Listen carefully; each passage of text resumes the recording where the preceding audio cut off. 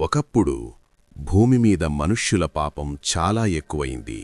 ప్రతిచోట చెడు, హింస, అవినీతి నిండిపోయాయి.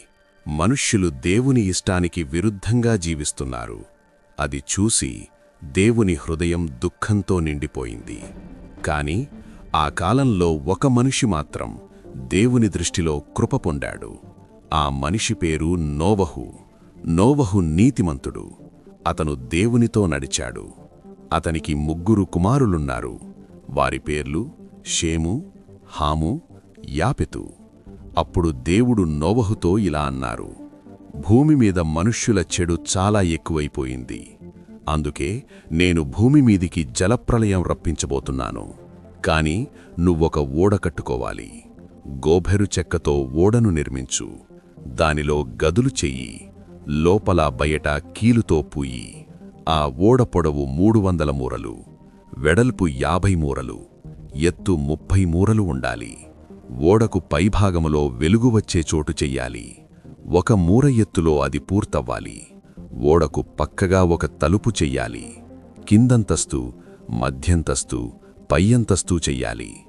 నువ్వు, నీ భార్య, నీ కుమారులు, వారి భార్యలు అందరూ ఆ ఓడలోనికి వెళ్ళాలి. అలాగే ప్రతి జీవిలో ఆడా మగ జంటలను కూడా తీసుకురావాలి. వాటికి కావలసిన ఆహారాన్ని కూడా సిద్ధం చేసుకోవాలి. నోవహు దేవుడు చెప్పినట్టే అన్నింటినీ చేశారు. దేవుడు చెప్పిన ప్రతి కొలతను జాగ్రత్తగా పాటించారు. ఆయన ఓడను దేవుడు చెప్పిన విధంగానే నిర్మించారు. కాలం గడిచింది.